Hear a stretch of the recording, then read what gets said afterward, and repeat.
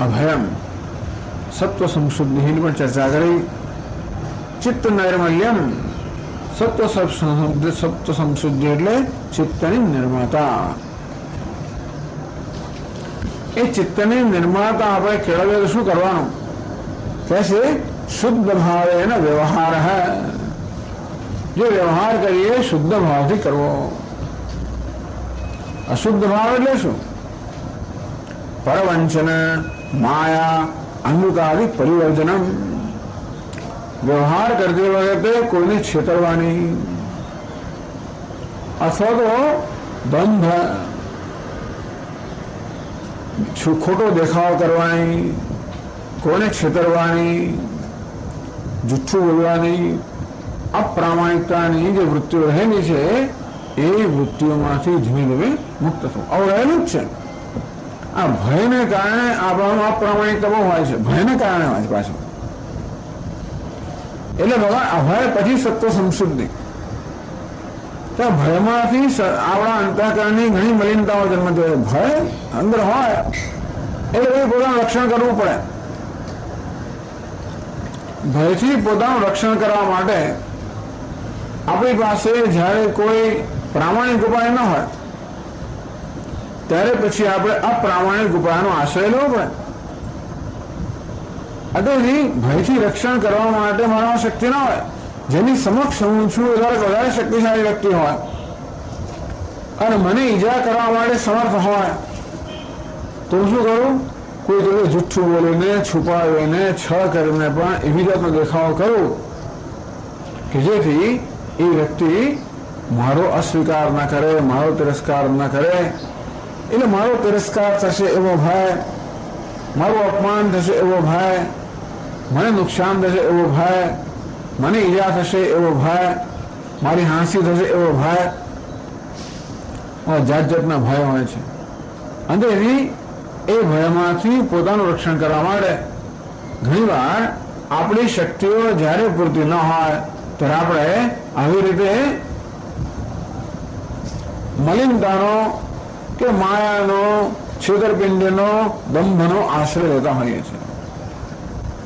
ભલે આપણે એ પણ ભાવ હોય કે બીજા લોકો મારું શું કરશે, કે મારું કેવું દેખાશે. હિન્દુસ્તાનની એક મોટી વસ્તુ છે, મારું કેવું દેખાશે. એ નથી કહેતો કે એના પણ આપણે બહુ આ વસ્તુ આપણા સમાજની અંદર આ વસ્તુ બહુ મહત્વની બની છે આપણા માટે. બીજા શું કહેશે, બીજા કેવું વિચારશે. કારણ કે આપણે તો એવું છે ને કે બધાને જાણતા હોય. આપણે પેલું એક ઘરમાં 10 માણસો રહેતા હોય એટલે કોઈ એની પ્રાઇવસી એટલે કોઈ ખાનગી પણ આપણે હોતું જ નથી. ટૂંકમાં આપણે ત્યાં કશું ખાનગી રહી શકે જ નહીં. પશ્ચિમના દેશોમાં તો પહેલેથી એવી પ્રથા હોય છે કે દરેક પોતપોતાનો અલગ એક ખંડ હોય. એમાં એ બાણો બંધ કરીને અંદર એની એક ખાનગી પણ રાખી શકે. આપણે ત્યાં ક્યાં હોય, 2 રૂમનું ઘર હોય, એમાં 6 કે 8 માણસ રહેતા હોય ત્યાં કોઈનો અલાયદો ખંડ હોય જ નહીં. અને એટલે બધી વસ્તુઓ ખુલ્લી હોય આપણે ત્યાં. એવું હોવાના કારણે અને એવું નથી કે આપણે બધી વસ્તુ ખુલ્લી કરવા માંગીએ છીએ પણ આપણી પાસે એના માટે વિકલ્પ નથી. એટલે પછી આપણે આવી રીતે અંદર પ્રાઇવસી કે ખાનગી પણ રાખવા માટે બીજી પદ્ધતિ અપનાવીએ. અંદર કંઈક અને બહાર કંઈક. આ મારા ઈરાદાને બહાર ન પડવા દેવો, મારા ઈરાદાને છુપાવવો, કોઈ બીજો જાણી ના જાય. મારા એવો ઈરાદો હોય જેને કારણે કદાચ બીજાને ન ગમે, બીજી વ્યક્તિ મને ના ગમતી હોય છતાં પણ એ બહાર પાડવું તો કદાચ મારી સલામતી જોખમાય. એટલે મારામાં જે પ્રકારની વૃત્તિઓ છે એવી એવી જો બહાર પાડો તો મારી સલામતી જોખમમાં આવે એવું બની શકે. આપણે પપ્પાને કે મમ્મી હોય કે ભાઈ મોટા વડીલો હોય એને આપણે હિન્દુસ્તાનમાં કશું કહી ના શકીએ કારણ કે આપણી સલામતીનો આધાર એમના પર હોય છે. નહીં તો આપણે ધર્મ રહેવું તો એમની દયા પર આધારિત હોય છે. આપણે ટૂંકમાં અડધા દુનિયા આપણા હિન્દુસ્તાન અડધા લોકો બીજા અડધા પર આધારિત છે ને અને પેલા અડધા બીજું તો આધારિત હતા. દરેક જણા એકબીજા પર આધારિત છે કોઈ ને કોઈ રીતે. એવું હોવાને કારણે આપણી સલામતી જવાબદારી મહત્વની વસ્તુ છે. અંદરની કોઈ રીતે મારા અંદરનો જે ઈરાદો છે એ કોઈને ખબર ના પડે. મારા અંદરના ઈરાદાને કેવી રીતે મારે છુપાવી રાખવો, અને બહારથી તો બહુ સારો છું તો બહારથી જો દેખાવા માંગુ એવો દેખાવો, જો છું એવો નહીં પણ જો દેખાવા માંગુ એવો દેખાવો. એટલે મોટે ભાગે આપણા વર્તનમાં હું જે છું અને હું જે દેખાવો છું એ મોટે ભાગે જુદું જ હોય છે. મોટે ભાગે 90%. કારણ કે ભાઈ હું જેવો છું તે બહાર પડી જઈશ તો મારી સલામતી જોખમાં છે. મારી મમ્મી નહીં ગમે, મારા પપ્પા નહીં ગમે, સાસુ નહીં ગમે, સસરા નહીં ગમે, પુત્રવધુ નહીં ગમે, ફલાણ નહીં ગમે, પેલા નહીં ગમે. અરે ભલે ના ગમે ના, ભાઈ બધાને ગમવું તો જોઈએ. પેલો પશ્ચિમના દેશમાં પેલો કહે કે ના ગમે તો ના ગમે, કારણ કે એ સ્વતંત્ર છે. એને નહીં ગમવાથી પણ મને શું થવાનું છે? આપણે તો એવું નથી. મારી સલામતીનો આધાર બહુ લોકો પર છે એવું આપણે માનીએ છીએ. એવું હોવાને કારણે બધાને ખુશ રાખવાની જરૂર પડે છે. કોઈ આપણે ખુશ ન થાય, બધા આપણાથી ખુશ રહે, બધામાં આપણા વિશે સારી છાપ હોય, આ બધી બહુ જરૂરિયાતો છે. અંદરથી બહાર છાપ સારી રાખવા માટે, બીજાને ખુશ રાખવા માટે, બીજા પ્રત્યે સારા દેખાવા માટે આપણે અમુક પ્રકારનું વર્તન કરવાની જરૂર પડતી હોય છે.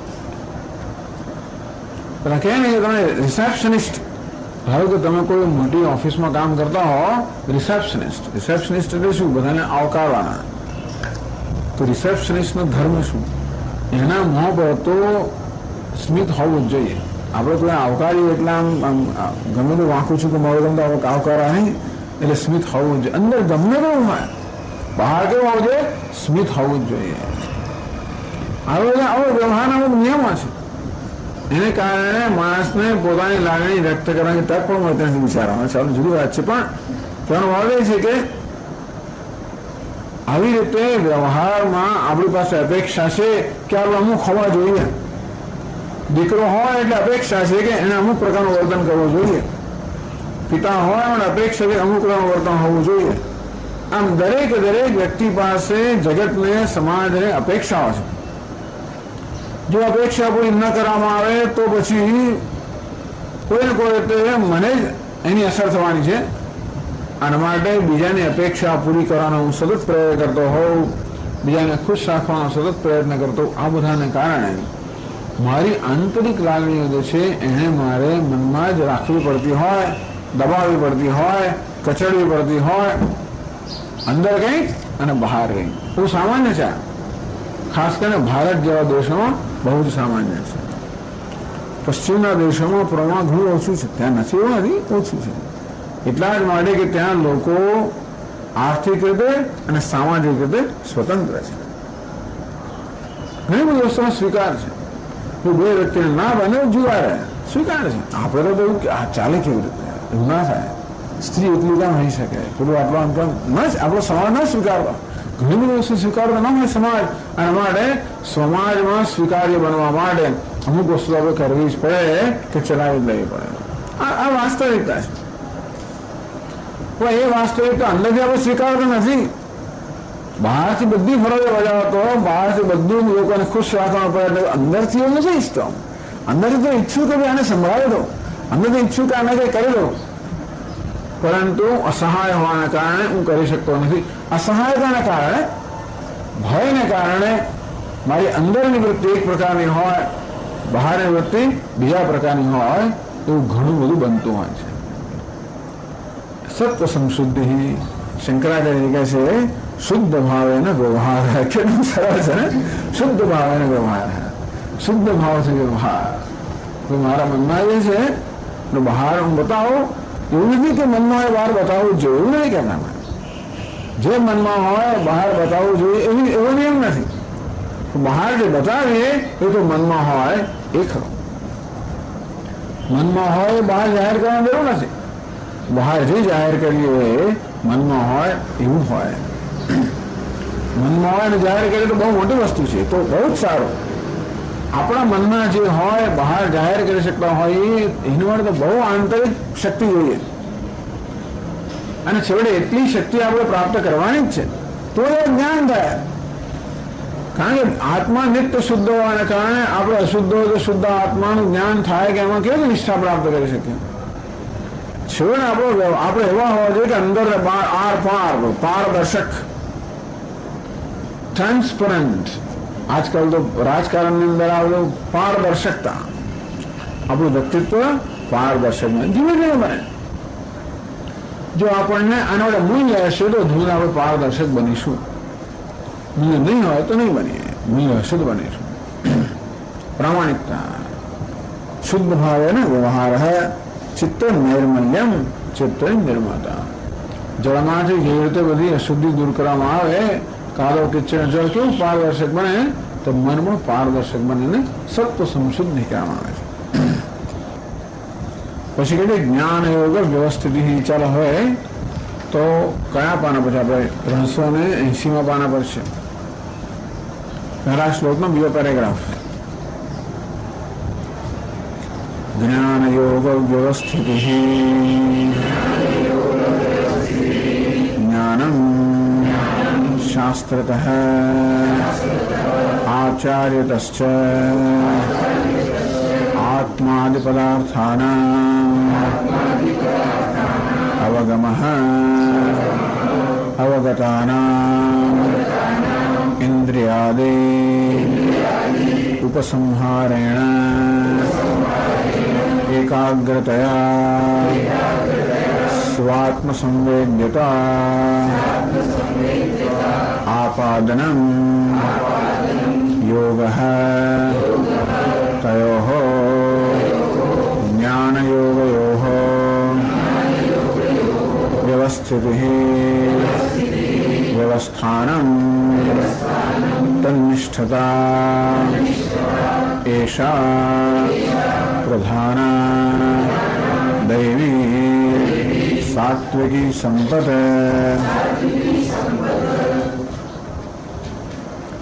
તો અભયમ સત્વ સંશુદ્ધિ જ્ઞાન યોગ વ્યવસ્થિતિ. ત્રીજી વસ્તુ ભગવાન કહે છે, જ્ઞાન અને યોગમાં વ્યવસ્થિતિ. વ્યવસ્થિત નિષ્ઠા, જ્ઞાનમાં અને યોગમાં નિષ્ઠા હોય. જો આપણામાં અભય હોય તો આપણું અંતઃકરણ શુદ્ધ હોય, અને અંતઃકરણ શુદ્ધ હોય તો જ્ઞાન અને યોગમાં આપણે વ્યવસ્થા અર્થાત નિષ્ઠા પ્રાપ્ત કરી શકીએ. તો જ્ઞાન કોને કહેવાય અને યોગ કોને કહેવાય એ માટેની પહેલા વ્યાખ્યા કરે છે. જ્ઞાનમ શાસ્ત્રતઃ આચાર્યસ્ય આત્માદિ પદાર્થાનામ અવગમઃ. અને જ્ઞાન કહેવામાં આવે છે આત્માદિ પદાર્થાનામ, આત્મા વગેરે પદાર્થો. આત્મા શબ્દ છે એનો અર્થ આત્મા, બ્રહ્મ, ઈશ્વર, જગત, સત્ય, મિથ્યા આ બધા પડે છે. આ બધાના પદાર્થના અર્થ ટૂંકમાં જીવનની આ બધી વાસ્તવિકતાઓ છે, હકીકતો છે, સત્યો છે, એ વિશેનું જ્ઞાન. જીવન વિશેનું જ્ઞાન. જીવન 3 વસ્તુ છે: જીવ, જગત અને ઈશ્વર. એટલે જીવનું, જગતનું અને ઈશ્વરનું જ્ઞાન. એ જ્ઞાન ક્યાંથી પ્રાપ્ત કરવાનું? શાસ્ત્રતઃ આચાર્યતશ્ચ. શાસ્ત્ર દ્વારા. શાસ્ત્ર એટલે કે વેદાંત શાસ્ત્ર, ઉપનિષદ દ્વારા. આમ જગતનું જ્ઞાન, જીવનું, ઈશ્વરનું આપણે વિજ્ઞાનો આપતું હોય છે. વિજ્ઞાનો અભિગમ છે કે આ જગત કેવું છે, ના માણસ જીવ કેવો છે, ઈશ્વર કેવો છે, એ નહીં. શાસ્ત્રતઃ વેદાંત શાસ્ત્રતઃ. ઉપનિષદના આચાર્યતશ્ચ. આચાર્ય મુખેથી ઉપનિષદનું, શાસ્ત્રનું શ્રવણ કરવું. અને આત્મા, ઈશ્વર, જગત આ બધા શબ્દોનો અર્થ સમજવા, એના પર વિચાર કરવો અને એના અર્થ સમજવા અને એનું જ્ઞાન પ્રાપ્ત કરવું. આના માટે જ્ઞાન કહેવામાં આવે. આપણે હું સચ્ચિદાનંદ છું. ઈશ્વર જગતનો સર્જક, પાલક, સંહારક અને જગતનો અધિષ્ઠાન, નિત્ય શુદ્ધ બુદ્ધ મુક્ત સ્વભાવ છે. બ્રહ્મ સત્ય છે, જગત મિથ્યા છે અને જીવ વાસ્તવમાં બ્રહ્મ છે. બ્રહ્મ સત્યમ જગત મિથ્યા જીવો બ્રહ્મૈવ ના પરઃ. બ્રહ્મ સત્ય છે, જગત મિથ્યા છે. આ જીવ વાસ્તવમાં બ્રહ્મ છે, કઈ નથી નથી. આ પ્રકારનું જ્ઞાન આચાર્ય મુખેથી શાસ્ત્રના શ્રવણ દ્વારા પ્રાપ્ત કરવું એને જ્ઞાન કહે છે.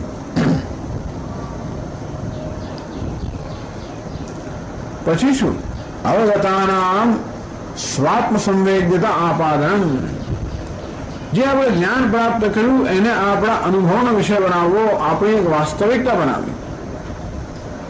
જ્ઞાન પ્રાપ્ત કર્યું હું બ્રહ્મ છું, હું બ્રહ્મ છું, પૂર્ણ છું, મુક્ત છું, એ તો શ્રવણથી પ્રાપ્ત કર્યું. પરંતુ મુક્તિ કે પૂર્ણતા મારા જીવનની વાસ્તવિકતા બને. હું પૂર્ણ છું કે મુક્ત છું મારે માટે વાસ્તવિકતા બને. એને લોકો અનુભવ કહેતા હોય છે.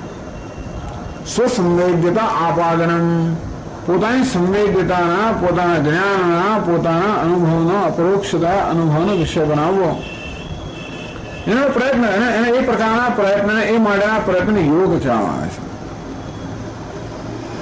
એટલે કહું ઇન્દ્રિયાદિ ઉપસંહારણ એકાગ્રતા.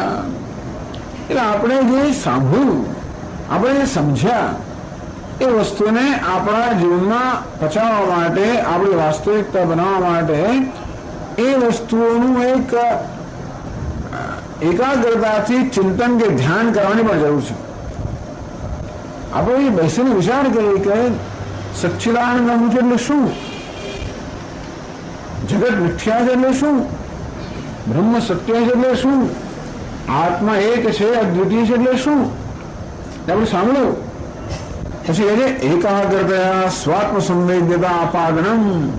આપણા ચિત્તને એકાગ્ર કરીને બરોબર આપણે પૂરેપૂરું ધ્યાન આપણે કેન્દ્રિત કરીને આ શબ્દોનો બરોબર અર્થ છે ને આત્મસાત કરીએ. તો આ જે આપણે શ્રવણ કર્યું છે, સમજ્યા છીએ એને આત્મસાત કરવું, એ કરવા માટે આપણા મનને સંપૂર્ણ આપણે એના પર કેન્દ્રિત કરીએ. ઇન્દ્રિયાદિ ઉપસંહારેણ. એ માટે આપણા મનને આ ઇન્દ્રિયોની પ્રવૃત્તિમાંથી આપણે વાળી લઈએ અને પછી બસ એક શબ્દનો વિચાર કરે, શોહમ, એના પર ધ્યાન કેન્દ્રિત કરી આનો શું અર્થ થાય, અહીં વસ્તુ આપણા માટે સત્ય બને, વાસ્તવિકતા બને. આ પ્રકારના પ્રયત્નને યોગ કહેવામાં આવે છે.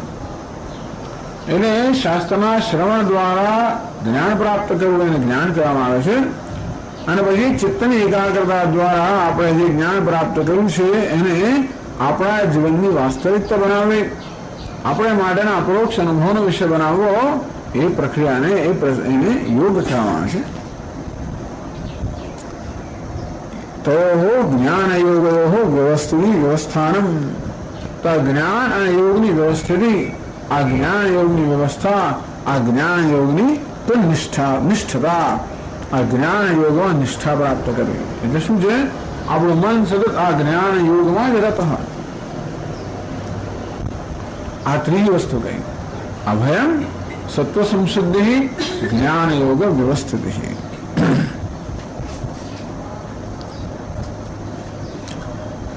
એશા પ્રધાન દૈવી સાત્વિકી સંપત્તિ. શંકરાચાર્ય મહારાજ કહે છે કે ભગવાન તો દૈવી સંપત્તિનું ઘણું વર્ણન, સંપત્તિ એટલે ઘણી વૃત્તિઓનું વર્ણન કરે છે. એમાં જે ત્રણ જે છે અભયમ, સત્વ સંશુદ્ધિ, જ્ઞાન યોગ વ્યવસ્થિતિ, આ બધી સાત્વિક સંપતમાં, દૈવી સંપતમાં આ સૌથી પ્રધાન છે, મુખ્ય છે. આ આપણે છેવટે સિદ્ધ કરવાની છે. પછી બીજી બધી જે દૈવી સંપત્તિનું વર્ણન કરવામાં આવે છે એ સાધન છે અને આ સાધ્ય છે. અહીં મધુસૂદન સરસ્વતી સમજાવે છે અભયમ સત્વ સંશુદ્ધિ જ્ઞાન યોગ વ્યવસ્થિતિ. હવે મૂલ્ય ભગવાને કહે છે કે આ સંપત્તિ એ જુદા જુદા વર્ણ અને જુદા જુદા આશ્રમને લાગુ પડે છે. આ જે ત્રણ સંપત્તિની વાત કરી એ તો બધાને લાગુ પડે. એટલે બધા એ સાધકો મુમુક્ષુઓ છે અને છેવટે જ્ઞાન નિષ્ઠા પ્રાપ્ત કરનારા છે, જ્ઞાન નિષ્ઠા જે મેળવ્યું છે એ બધા માટે આ ત્રણ તો લાગુ પડે છે. આ ત્રણ સંન્યાસીની કે પરમહંસ જે છે એની આ ત્રણ જે છે અભયમ વગેરે એને એની સંપત્તિ ગણવામાં આવે છે. જ્યાં તો અભયમ સર્વભૂત અભયદાન સંકલ્પ પાલનમ. આજે જ્ઞાની પુરુષ સંન્યાસ ધારણ કરે ત્યારે સંકલ્પ કરતો હોય છે કે અભયનો, એ જગતના બધા પ્રાણીને અભયનું વચન આપતો હોય છે. ભગવાન આપણો હોય છે ને અભય હસ્ત, એક વરદ હસ્ત અને અભય હસ્ત. વરદાન આપે અને અભયતા આપે. તમે જો દેવતાઓનો આવડો વરદ હસ્ત, અભય હસ્ત. તો જેવી રીતે સંન્યાસી પણ બધાને અભય પ્રદાન કરતા હોય છે કે કોઈએ મારા પ્રત્યેથી ભયભીત થવાની જરૂર નથી. અભયમ સર્વભૂતેષુ દત્વા સંન્યસ્યમાચરે. પ્રાણી માત્રને અભયનું દાન આપે છે. બીજા માટે આપણે ભયનું કારણ ક્યારે બની? ભગવાન તો પોતે ભયની વાત કરી. એટલે 12મા અધ્યાય કહેવામાં આવ્યું યસ્માન નો દ્વિજતે લોકાન નો દ્વિજતે છે. જેને લોકો પ્રત્યેથી ઉદ્વેગ થતો નથી અને જેના પ્રત્યેથી લોકોને ઉદ્વેગ જન્મતો નથી. તો આ સંન્યાસી છે એને બધાને નિર્ભયતાનું વચન આપેલું છે કે મારા પ્રત્યેથી કોઈએ ભયભીત થવાની જરૂર નથી. એટલા જ માટે તો હું તો ત્યારે જ બની શક્યો જ્યારે અહિંસાનું વ્રત લીધેલું હોય ત્યારે. કોઈ હિંસા કરવાની આપણને શક્યતા હોય તો જ ભય જન્મે જ. અથવા કોઈનું પડાવી લેવાની પણ સંભાવના હોય, આપણે કોઈની પ્રતિસ્પર્ધા કરતા હોઈએ, સ્પર્ધા કરતા હોય તો ભયનું કારણ બની. તો સંન્યાસી અંદર હું ક્યારે સ્પર્ધા નહીં કરું, હું કોઈના માર્ગમાં નહીં આવું, હું કોઈ ક્લેમ નહીં કરું અથવા કોઈ આગ્રહ નહીં રાખો. મારો હવે કોઈ દાવો જ નથી, કોઈ પાસે કોઈ દાવો કરતો નથી. હું દાવો કરીએ તો ભયનું કારણ બનીએ. દાવો કરીએ એટલે શું? કોઈ મારી આવે, મારો ભાગ છે ના તરત કોઈને ભયનું કારણ બનીએ. સ્પર્ધા કરીએ તો ભયનું કારણ બનીએ. આક્રમણ કરીએ તો ભયનું કારણ બનીએ. અંતેથી અન્યને ભયનું વચન આપવા માટે આક્રમણમાંથી, સ્પર્ધામાંથી, દાવામાંથી, આ બધામાંથી મનુષ્ય મુક્ત થવું પડે. તો અભયમ સર્વભૂત અભયદાન સંકલ્પ આ પ્રકારે બધા પ્રાણીઓને અભયનું દાન કરવાનો સંકલ્પ કર્યો છે. એ સંકલ્પનું પાલન કરવું અભય. સત્વ સંશુદ્ધિ તો એવું સમજાવે છે કે ચિત્તની શુદ્ધિ એટલે શું? છેવટે અશુદ્ધિ કે અજ્ઞાન. આ મૂળ 3 પ્રકારની શુદ્ધિ છે: અજ્ઞાન, સંશય અને વિપર્ય. શ્રવણ છે અજ્ઞાન, મનની સંશય, નિર્ધ્યાસનથી વિપરીત ભાવના. તો સંન્યાસી જે છે શ્રવણ, મનન, નિર્ધ્યાસનથી આવરણ, સંશય અને વિપરીત ભાવનાથી પોતાના મનને મુક્ત કરે છે. સત્વ સંશુદ્ધિ. જ્ઞાન યોગ વ્યવસ્થિત. અને પ્રકારે જ્ઞાન એટલે આત્માનું જ્ઞાન અને યોગ એટલે જ્ઞાનમાં નિષ્ઠા. આ પ્રકારની જ્યાં વ્યાખ્યા કરવામાં આવે ત્યાં 3 સદૈવી સંપત કોને લાગુ પડે? તો કે જે જ્ઞાની પુરુષ છે, વિદ્વાન છે, પરમહંસ પરિવ્રાજક જેને કહેવામાં આવે છે, એને મુખ્ય અર્થમાં લાગુ પડે. અહીં મધુસૂદન સરોજ એમ પણ કહે છે કે ભગવાને એક દૈવી સંપત્તિનો ઉલ્લેખ કર્યો નથી. એ કરવો જોઈએ તો નથી કર્યો. શેનો? ભક્તિ. આમ 13મા અધ્યાયમાં ભગવાને 20 મૂલ્યોની વાત કરી ત્યારે તો કહ્યું મયી ચાનન્ય યોગેન ભક્તિ અવ્યભિચારિણી. ભગવાને કહ્યું 14મા અધ્યાયમાં ભક્તિની વાત કરી, 15 બધા અધ્યાયમાં ભક્તિની વાત કરે છે. મામ ચયો વિચારેણ ભક્તિ યોગેન સેવતે સગુણાન સમદીપ્તિતાન બ્રહ્મ ભૂયાય કલ્પતે. 14મા અધ્યાયમાં કહ્યું તતઃ પદમ તત્પરિમાર્ગિતવ્યમ યસ્મિન ગતાઃ ન નિવર્તન્તિ ભૂયઃ તમેવ ચાદ્યમ પુરુષમ પ્રપદ્યે યતઃ પ્રવૃત્તિઃ પ્રસૂતા પુરાણી. તો પછી આ દૈવી સંપત્તિનું વર્ણન કરવામાં ભગવાને ભક્તિનો કેમ ઉલ્લેખ નહીં કર્યો? ભગવત ભક્તિ અંતઃકરણ શુદ્ધ સમશુદ્ધ અયોગાત. વાસ્તવમાં ભગવાનની ભક્તિ વગર અંતઃકરણની શુદ્ધિ થઈ ના શકે. એટલે આપણે આને ભક્તિ એને પણ માની લેવાની. કારણ કે ભગવાને 9મા અધ્યાયમાં કહેલું મહાત્માસ્તુ મામ પાર્થ દૈવીમ પ્રફુલ્લિમાશ્રિતાઃ ભજન્તિ અનન્યમનસઃ જ્ઞાત્વા ભૂતાદિમભ્યમ. ત્યારે જે મહાત્માઓ છે, દૈવી સંપત્તિ ધરાવનારા છે, એમના માટે ભક્તિનો પણ આગળ ખાસ નિર્દેશ કર્યો હતો. એ તો કહે છે કે ભક્તિને એટલા માટે ભગવાન અહીંયા નથી લખતા કે બહુ ઉચ્ચ વસ્તુ છે ને માટે ભગવાન એને બહાર એને માત્ર એને વ્યક્ત નથી કરતા. ભગવત ભક્ત હે અતિશ્રેષ્ઠત્વાત એટલે અભયવાદી વસ્તુ સાથે એને મુકાય નહીં એમ. આપણે જયારે કોઈ વસ્તુ સાથે ઉલ્લેખ કરીએ ત્યારે એક સમાન કક્ષાની વસ્તુનો સાથે ઉલ્લેખ થાય. કોઈ પ્રધાનમંત્રીનો ઉલ્લેખ કરતા હોઈએ ત્યારે એની કક્ષાના લોકો સાથે ઉલ્લેખ થાય. એક પ્લેટફોર્મ પર કોણ બેસે? સમાન કક્ષાના લોકો બેસે ને. કોઈ પટાવો તો ત્યાં ના જ બેસે. તેવી રીતે અહીં પણ આ બીજી બધી દૈવી સંપત્તિનો જયારે અહીંયા ભગવાન ઉલ્લેખ કરે છે ત્યારે સમાન કક્ષાની વસ્તુનો ઉલ્લેખ કરે. ભક્તિ જુદી કક્ષાની વસ્તુ છે. અત્યંત ઉત્કૃષ્ટ હોવાના કારણે ભક્તિનો અહીંયા ભગવાન આ અભય વગેરે સાથે ઉલ્લેખ કરતા નથી. પરંતુ ભક્તિ એ પણ દૈવી સંપત્તિ છે એ સમજી લેવાનું. અને પ્રધાન દૈવી સંપત્તિ છે કારણ કે એ સિવાય અંતઃકરણની શુદ્ધિ ન થઈ શકે એવું એમનું મંતવ્ય છે.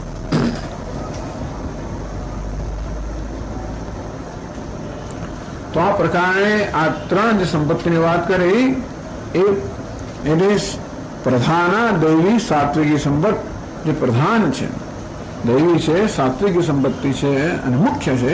આ મુખ્યનો અહીંયા નિર્દેશ કરવામાં આવ્યો. તો પછી જે છે એ આ સાધ્ય છે. આ દૈવી સંપત્તિ કેવી છે? આપણે સિદ્ધ કરવાની છે. એ કરવા માટે કયા પ્રકારનું સાધન હોવું જોઈએ એવો પછીના ભગવાન મંત્ર છે. એને સાધનભૂત દૈવી સંપત્તિ કહેવાય અને સાધ્યભૂત દૈવી સંપત્તિ કહેવામાં આવે છે.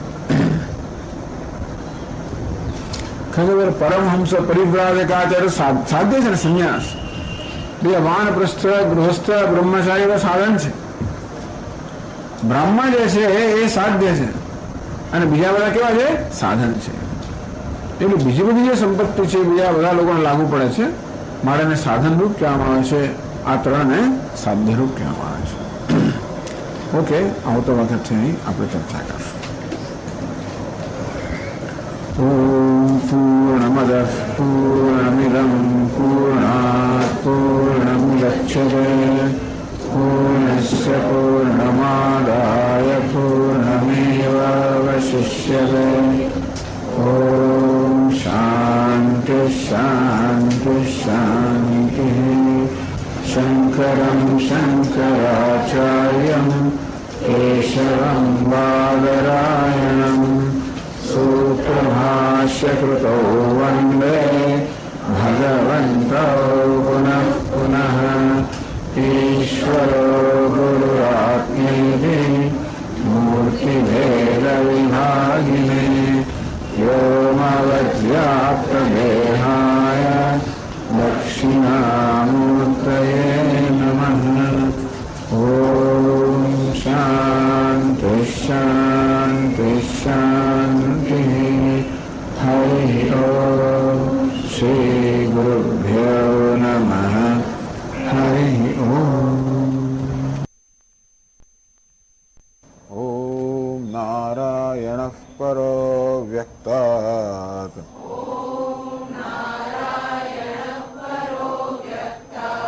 અંડમવ્યક્તસંભવम् અંડસ્યાन्तસ્ત્વિમે લોકાઃ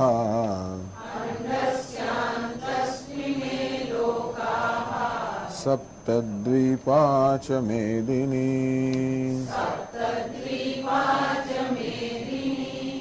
શ્રીભગવાનુવાચ અભયં સત્વસંશુદ્ધિઃ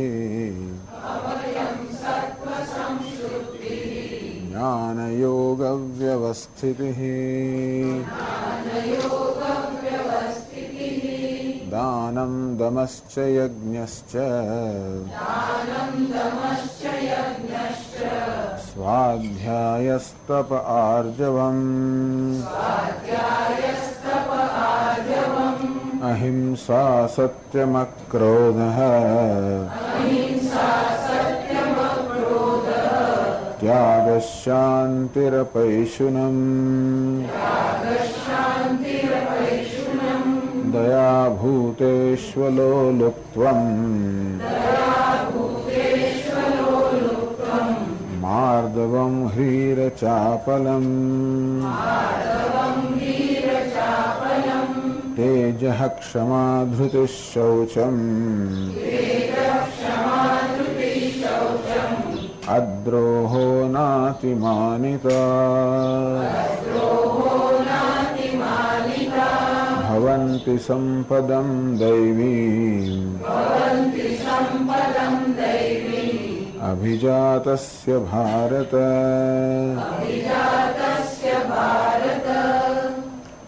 ભવન્તિ સંપદમ દૈવીમ અભિજાતસ્ય ભારત. હે ભારત, આ પ્રકારની સંપત્તિ લઈને જન્મ્યો છે એ દેવ બનવાનો છે, અર્થાત જે ભવિષ્યમાં દેવ બનવાનો છે એ આ પ્રકારની સંપત્તિ લઈને જન્મ્યો હોય છે. અભયમ, સત્વ સંશુદ્ધિ, જ્ઞાન યોગ વ્યવસ્થિતિ, આ ત્રણની ચર્ચા કરી. એશા પ્રધાના દૈવી સાત્વિકી સંપત.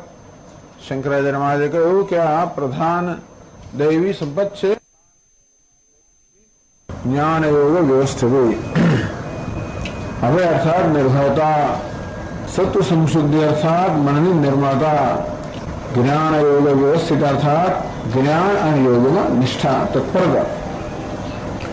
જ્ઞાન અર્થાત શ્રવણ મનન વગેરે પ્રાપ્ત કરેલું જ્ઞાન, જીવનું, જગતનું, ઈશ્વરનું આ બધા તત્વોનું જ્ઞાન પ્રાપ્ત કરવું શાસ્ત્રોમાંથી આચાર્ય પાસે લઈને જ્ઞાન કહેવાય.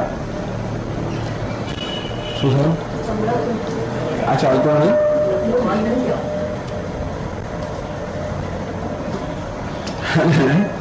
યોગ એ જ જ્ઞાનને આત્મસાત કરવું. બંધ કરી દેવું કનેક્શન જરા જોયું ને એક મિનિટ. વ્યવસ્થિતિ, વ્યવસાય, જ્ઞાન યોગમાં તત્પરતા, જ્ઞાન પ્રાપ્તિમાં અને જ્ઞાનને આત્મસાત કરવા માટે પોતાના ચિત્તને વિષયોની બીજી પ્રવૃત્તિઓને નિવૃત્ત કરીને જે જ્ઞાન પોતાને પ્રાપ્ત થવામાં ચિત્તને એકાગ્ર કરવું અને એ જ્ઞાનને પોતાના અનુભવનો વિષય બનાવો, આત્મસાત કરવું, એ પ્રકારના પ્રયત્ન યોગ કહે છે. એટલે જયારે અભય હોય ત્યારે આપણું મનમાં નિર્માતા હોય. ત્યારે તો ચર્ચા કરી કે મોટા ભાગમાં મનમાં જે કંઈ અશુદ્ધિ હોય છે, એટલે કંઈક જે કંઈક છેતરપિંડી હોય, કંઈક થોડા કાવા દાવા હોય, જે કંઈ મનમાં હોય છે આ બધું ભયમાંથી જન્મેલો હોય છે. જેટલા અંશે ભયથી મુક્ત થાય એટલા અંશે આ બધી વિકૃતિથી મુક્ત થાય, એટલા અંશે શુદ્ધ બને, અને જેટલા અંશે આ મન શુદ્ધ બને એટલા અંશે જ્ઞાન પ્રાપ્તિ પણ એ જ્ઞાનનું ગ્રહણ શક્તિ પણ વધે, અને જો ચિત્તની એકાગ્રતા પણ વધે, અને એ જ્ઞાન યોગમાં એની તત્પરતા પણ વધે. શંકરાચાર્ય આ પ્રધાન દૈવી સંપત છે, અર્થાત આ સાધ્ય સંપત છે, પ્રાપ્ત કરવાની છે, બધાએ પ્રાપ્ત કરવાની છે. અને આ પ્રકારની સંપત્તિ પ્રાપ્ત કરવા માટે પોતાના જીવનમાં જે પ્રકારના મૂલ્યો હોવા જોઈએ એ મૂલ્યોનું ભગવાન પછી વર્ણન કરે છે. દાનમ દમસ્ય યજ્ઞસ્ય એમ કરીને જે બધું વર્ણવે છે એ બધું દરેક જણે પોતાના જીવનમાં પોતાની જીવન નીતિ પ્રમાણે આમાંના જે કે મૂલ્યો હોય એ મૂલ્યોનું પાલન કરવાનું હોય. એટલે બધા જ બધા મૂલ્યોનું પાલન કરી શકે એમ ન બને. દાન આ મૂલ્ય છે, માત્ર ગૃહસ્થનું પાલન કરે છે. બ્રહ્મચારી કે સંન્યાસી કે વાણપ્રસ્થ એમની પાસે ધન હોતું જ નથી. એ તો ન હોવું જોઈએ, ટૂંકમાં જે લોકો ધન હોતું નથી એ લોકો દાન એ શક્ય નથી. જેમ કે યજ્ઞ પર સંન્યાસ એને કહેવાય જેના યજ્ઞનો ત્યાગ એટલે કર્તવ્યનો ત્યાગ કર્યો છે. બ્રહ્મચારી એને કહેવાય જેને હજી કર્તવ્યનો પ્રારંભ કર્યો નથી. પણ આ બધા મૂલ્યો બધા માટે સંભવિત નથી. એટલે આગળ શંકરાચાર્ય ભાષામાં કહે છે, એ જ પાના પર 380માં પાના પર છેલ્લી લાઈનની પહેલા યત્ર ચ યેષાં અધિકૃતાનાં યા પ્રકૃતિઃ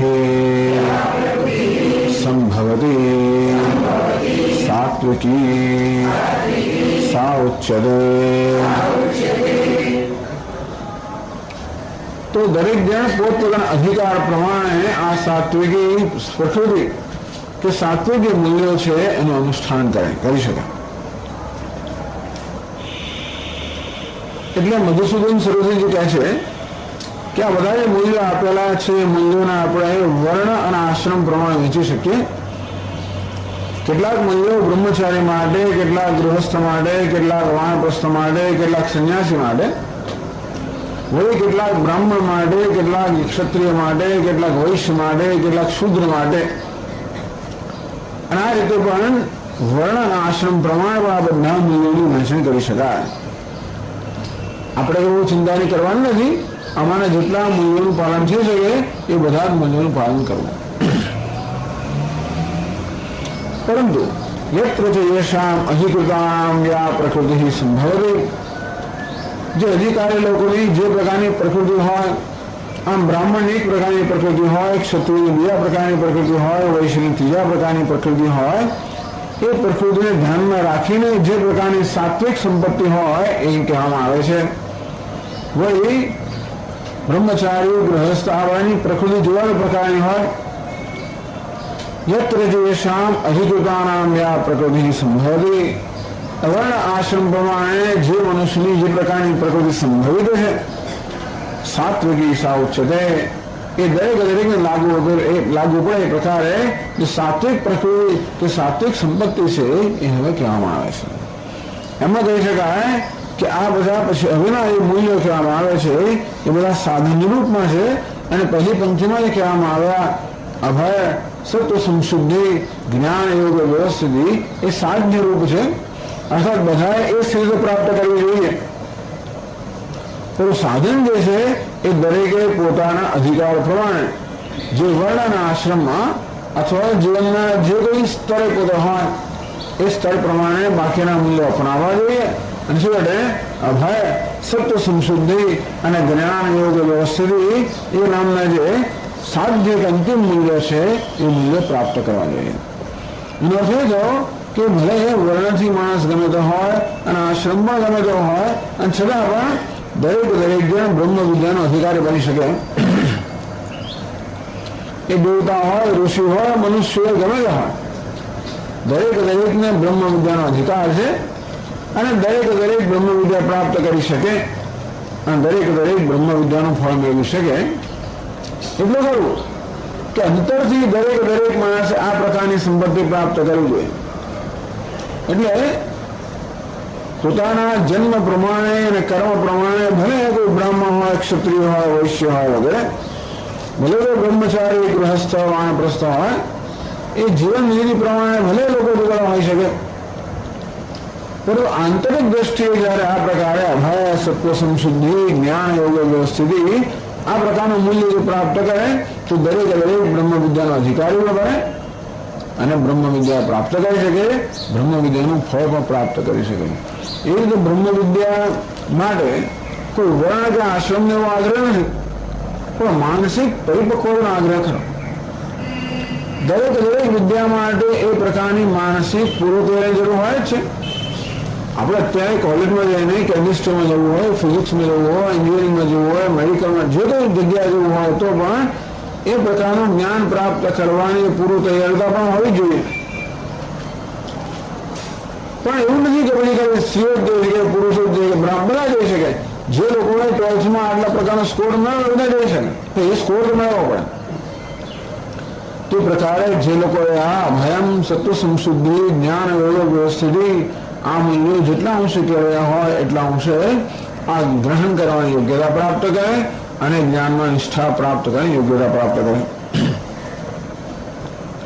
તો ચાલો હવે આગળ વર્ણન કરે છે. અહીં તો જાણે બે પ્રકારના વિભાગ કરવામાં આવ્યા. ભગવાને કહ્યું લોકેસ્મિન વિવિધા નિષ્ઠા પુરા પ્રોક્તા મયાનઘ જ્ઞાન યોગેન સાંખ્યાનામ કર્મયોગેન યોગિનામ. આમ કર્મયોગ અને જ્ઞાન યોગ આ બે પ્રકારની જીવન વિધિ કરવામાં આવે ભગવદ્ ગીતામાં. તો કર્મયોગી આમાંના કેટલાક મૂલ્યોનું પાલન કરી શકે અને જ્ઞાન યોગી છે અન્ય મૂલ્યોનું પાલન કરી શકે અને કેટલાક મૂલ્ય એવા છે એનું બંને પાલન કરી શકે. એ રીતે પણ થઈ શકાય. ચાલો આગળ કહે છે દાનમ યથાશક્તિ સંવિભાગ અન્નાદીના. દાન પણ જીવનમાં હોવું જોઈએ. દાન કોને કહેવાય? યથાશક્તિ, પોતાની શક્તિ પ્રમાણે. અન્નાદિનામ સંવિભાગ હૈ. જે કઈ સંપત્તિ પોતાની પાસે હોય એ જમાનામાં અન્ન અને પછી પશુ આ બધાને સંપત્તિ માનવામાં આવતી હતી. અને જે કઈ સંપત્તિ પોતાની પાસે હોય એ પોતાની શક્તિ પ્રમાણે વહેંચવી. સંવિભાગ હૈ, સારી રીતે વહેંચવી. જે જરૂરિયાતવાળા લોકો હોય એમને પોતાની સંપત્તિ વહેંચવી. એટલે કે પોતે પોતાની જરૂરિયાત કરતાં વધારે પોતાની પાસે હોય અને બીજા જરૂરિયાતવાળા છે આવી જ્યારે હોય ત્યારે પોતાની જરૂરિયાત કરતાં વધારાનો જે હોય તે બીજા અન્ય જરૂરિયાતવાળા વહેંચવું. આ એક સિદ્ધાંત છે. અત્યારે ઇન્કમટેક્સ વગેરે દ્વારા આ પ્રકાર જે એક ભાવના તો જેની પાસે વધારે છે તો જે લોકો વધારે પ્રાપ્ત કરતા હોય એમણે પોતાનામાંથી કંઈક ભાગ કાઢવો જોઈએ. જેની એમની પાસે પૂરતું ન હોય એ લોકોને આપી શકાય.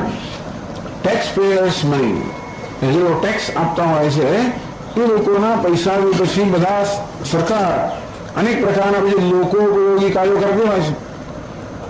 અંદરથી એ કાર્યનો લાભ બધાને મળે એવો હેતુ છે. આ પ્રકારની દ્રષ્ટિ દરેક સમાજમાં રહેલી છે કે જે લોકો પાસે વધારે છે એટલે ભગવાને જે લોકોને કંઈક વિશેષતાઓ આપેલી છે, જે વિશેષતાનો ઉપયોગ કરીને જે લોકો વધારે પ્રાપ્ત કરી શકે છે એ લોકોએ એને માત્ર પોતાની સંપત્તિને સમજવી. પરંતુ એ પ્રકારની વિશેષતાઓ જેનામાં નથી, આમ પોતાના જેટલા ભાગ્યશાળી જે લોકો નથી એને કારણે જે લોકો પોતાને એટલું પ્રાપ્ત કરી શકતા નથી એ લોકો એમનામાં એ પ્રકારની વિશેષતા ન હોય માટે ભૂખ્યા રહે, તરસ્યા રહે, દુઃખી થાય એ યોગ્ય નથી. પણ જેમનામાં આ પ્રકારની વિશેષતાઓ છે અને જેને કારણે એ લોકો વધારે સંબંધ કરી શકે છે એમણે પોતાને ઉપયોગી કે જરૂરી વસ્તુ હોય રાખીને બીજાનો વિભાગ કરવો જોઈએ. આવી એક ભાવના, આ ભાવનાથી અત્યારે ટેક્સ વગેરે છે પણ દરેક સ્તરે આપણા શાસ્ત્રોમાં અને બધી જગ્યાએ બધી સંસ્કૃતિમાં આ દાનનું ખૂબ મહત્વ છે. બાઇબલમાં હોય કે કુરાનમાં હોય પણ દાન માટે કહેવામાં આવ્યું હોય. અમે પણ જે લોકો ક્રિશ્ચિયાનિટીનો, ઇસ્લામનું બરોબર ચુસ્તોથી પાલન કરતા હોય એ લોકો પોતાની આવકના 10% જે છે એ દાનમાં આપે. ચર્ચને આપે, મસ્જિદને આપે, જેને આપતા હોય ને તે રીતે દાન એટલે કે દાનમ યથાશક્તિ સંવિભાગ હૈ અન્નાદિનામ. ટૂંકમાં જે પોતાની માલિકીનું છે એને પોતાની માલિકીને છોડાવે અને બીજાની માલિકી એના પર સ્થાપિત કરવું. છેડ તો બધું છેવટે વસ્તુ મારીને તાળીનો એનો ભેદ તો વસ્તુ એકને એક જ છે. માત્ર આને મારી માલિકી હોય ત્યારે મારી કહેવાય ને એને બીજા કોઈ માલિકી છે બીજા કોની કહેવાય. વસ્તુમાં ફેર નથી પડતો. અંદરથી પોતાની માલિકીનો ત્યાગ કરવો, અન્યની માલિકી સ્થાપિત કરવી, આ વસ્તુનું નામ દાન છે. દાન વિશે બહુ કહેવામાં આવ્યું છે. દાન ખૂબ મોટા પુણ્યનું કાર્ય છે. એનાથી ઘણું બધું પુણ્ય પ્રાપ્ત થાય. અને આપણે કોઈ ઈચ્છાથી દાન કરીએ તો એના પ્રમાણે આપણને વળતરમાં મળે. કોઈ ઈચ્છા વગર કરીએ તો આપણા અંતઃકરણની શુદ્ધિ પ્રાપ્ત થાય. એ સિવાય 17મા અધ્યાયમાં પણ દાન વિશે કહેવામાં આવશે. એટલા માટે કે 18મા અધ્યાયમાં ભગવાન કહે છે કે દરેક મનુષ્યના દૈનિક જીવનમાં નિત્ય કર્મ રૂપે આ યજ્ઞ, દાન અને તપશ્ચર્યા આ 3 વસ્તુ હોવી જોઈએ. એટલે ભગવાન 17મા અધ્યાયમાં સાત્વિક, રાજસ અને તામસ એ 3 પ્રકારના યજ્ઞ, એ 3 પ્રકારના દાન, એ 3 પ્રકારની તપશ્ચર્યા વિશે ભગવાન કહે છે. એટલે અહીં વધારે ચર્ચા કરવાની જરૂર નથી. ત્યારે 17મા અધ્યાયમાં દાન વિશેની ચર્ચા આવશે. દાનમ દમસ્ય આગળ છે. દમસ્ય બાહ્યકરણાનાં ઉપશમઃ અંતઃકરણસ્ય ઉપશમં શાંતિં વક્ષ્યતે. દમ એટલે કે શિસ્ત. જીવનમાં શિસ્ત હોવું જોઈએ. બાહ્યકરણાનાં ઉપશમઃ બાહ્યેન્દ્રિયો છે જ્ઞાનેન્દ્રિયો, કર્મેન્દ્રિયો, 5 જ્ઞાનેન્દ્રિયો, 5 કર્મેન્દ્રિયો, અંતઃકરણ એટલે બાહ્ય કરણાના ઉપશમ, ઇન્દ્રિયોના સ્તર પર શાંતિ. ઇન્દ્રિયોમાં જે પ્રકારની ચંચળતા હોય છે એ ભોગ બુદ્ધિ હોવાને કારણે 5 જ્ઞાનેન્દ્રિયોમાં અને 5 કર્મેન્દ્રિયોમાં જે પ્રકારની ચંચળતા કે પ્રવૃત્તિ હોય છે એ ભોગ વૃત્તિ હોવાને કારણે આ ઇન્દ્રિયોની સ્વાભાવિક રીતે પોતાના વિષયમાં પ્રવૃત્તિ હોય છે. એ પ્રવૃત્તિનું નિયંત્રણ કરવા ન આવે તો મનુષ્યની બધી આંતરિક શક્તિઓ છે એ આ પ્રકારે વિષય ભોગમાં ખર્ચાઈ જાય. એટલા માટે આપણે બાહ્ય ઇન્દ્રિયોનો નિગ્રહ, ઇન્દ્રિય સંયમ આવશ્યક છે. શંકરાચાર્ય કહે છે કે 2 વસ્તુ છે, એક તો મન પરનો સંયમ અને બીજો ઇન્દ્રિયો પરનો સંયમ. અંતઃકરણસ્ય ઉપશમમ શાંતિ વક્ષતિ. ભગવાન પોતે જ અહિંસા, સત્ય, ક્રોધ, ત્યાગ, શાંતિ, એ શાંતિ નામનું મૂલ્ય જયારે બીજા શ્લોકમાં કહે છે ત્યારે શાંતિનો અર્થ અંતઃકરણનો ઉપશમ કે અંતઃકરણની શાંતિઓ થશે. એટલા માટે અહીં દમ એ શબ્દથી માત્ર બહારના કર્ણ એટલે 5 બહારની જ્ઞાનેન્દ્રિયો અને કર્મેન્દ્રિયો ઉપશમ, એનો સંયમ, એનું નિયંત્રણ. એટલે આવું નિયંત્રણની જરૂર પડે છે. કંઈક નિયંત્રણની જરૂર, શિસ્તની જરૂર પડતી હોય છે. દરેક વસ્તુ જેમ કરે એમ આપણે કરવા દઈએ બરાબર નથી. દુનિયાની વાત નથી કરતા, આપણે આપણી જ વાત કરીએ છીએ કે આપણે ઇન્દ્રિયોને આપણું મન જે ચાહે કરવા દઈએ તો બરાબર છે જ નહીં. અને સંયમનો અર્થ એ છે કે ઇન્દ્રિયોની જે પ્રવૃત્તિ હોય એ બધી શાસ્ત્રને અનુરૂપ હોય અને શાસ્ત્રને પ્રતિકૂળ હોય કે શાસ્ત્રો નિષિદ્ધ હોય એ પ્રકારની પ્રવૃત્તિઓ ન થવી જોઈએ ઇન્દ્રિયો દ્વારા. ઇન્દ્રિયોનો સંયમ એનો અર્થ નહીં કે આપણે ઇન્દ્રિયોને આપણે ભૂખી રાખવી કે કોઈ પ્રકારના વિષયોના સ્પર્શથી વંચિત રાખ્યો નહીં. આંખને જોવા જ ના દો, બસ કાને સાંભળવા જ ના દો, હાથને હલવા જ ના દેવો, એવું નથી. ભગવાન આપણને ઇન્દ્રિયો આપેલી છે એ પોતપોતાના વિષયનો અનુભવ કરવા માટે આપી છે અને વાસ્તવમાં વિષયોનો આનંદ લેવા માટે પણ આપી છે. એટલે જગતના વિષયોનો આનંદ લેવા વાંધો નથી. ભગવાન ઈચ્છે કે આપણે એવો આનંદ લઈએ જે આનંદ આપણને એ જે તંદુરસ્ત કે સ્વસ્થ આનંદ હોય એવો આનંદ લેતા આપણે અટકીએ જે આનંદ અનેક પ્રકારના રોગ કરનારા હોય. એટલે દરેક પદાર્થની અંદર 5 અંશ હોય. અસ્તુ ભાતિ પ્રિયમ રૂપમ નામ ચૈત્યમ ચ પંચકમ.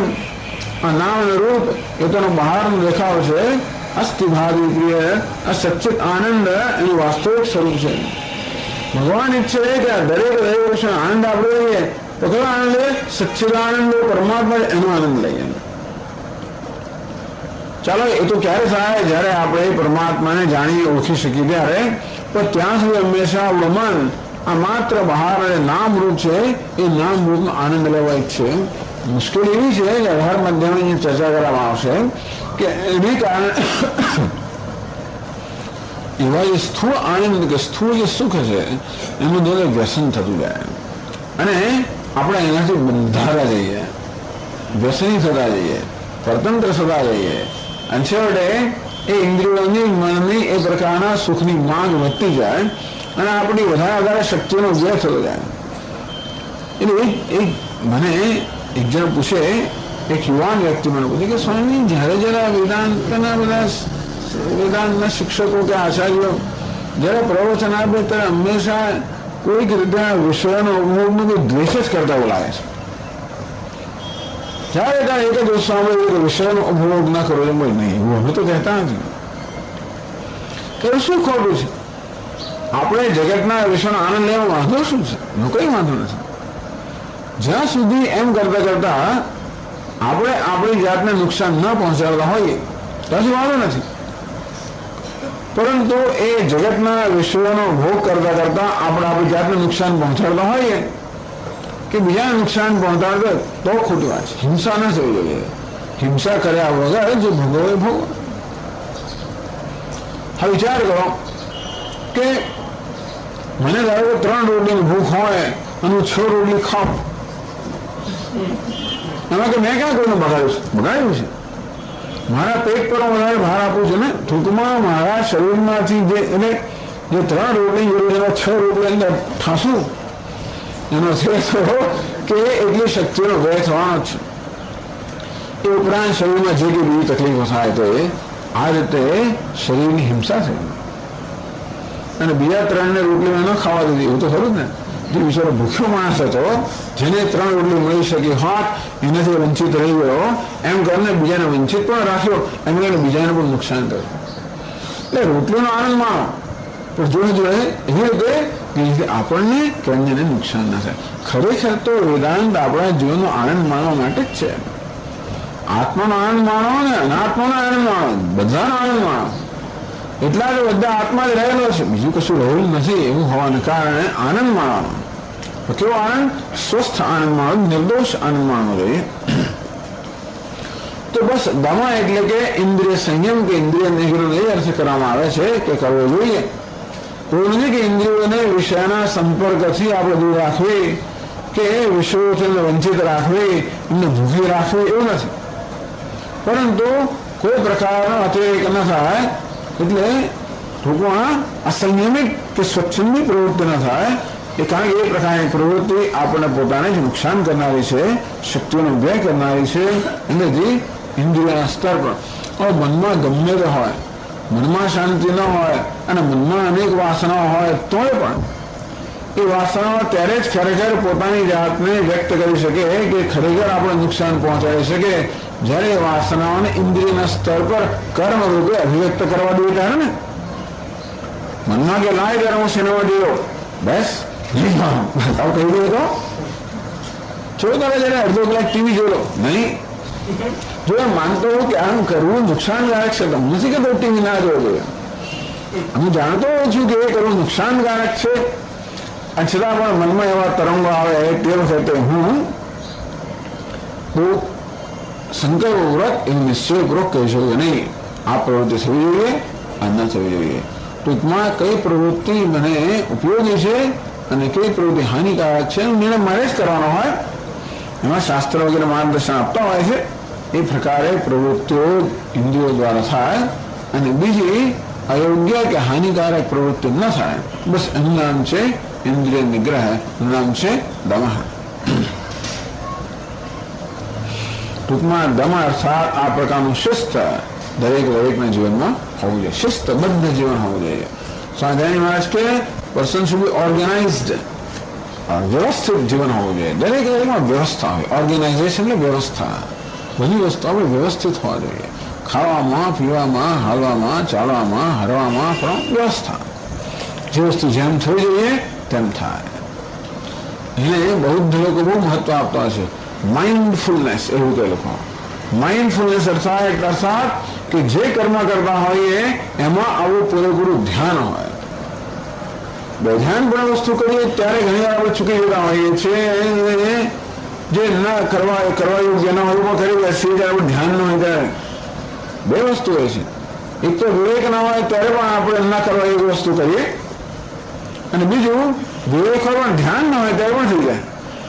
એટલે વિવેક પણ હોવો જોઈએ, જોડે સભાનતા પણ હોવી જોઈએ. એટલે જીવનમાં સભાનતા, દમ એટલે વિવેક અને સભાનતા, એમ દમ. પછી આવે યજ્ઞ. યજ્ઞશ્ચ શ્રૌતઃ અગ્નિહોત્રાદિઃ સ્માર્તશ્ચ દેવયજ્ઞાદિઃ.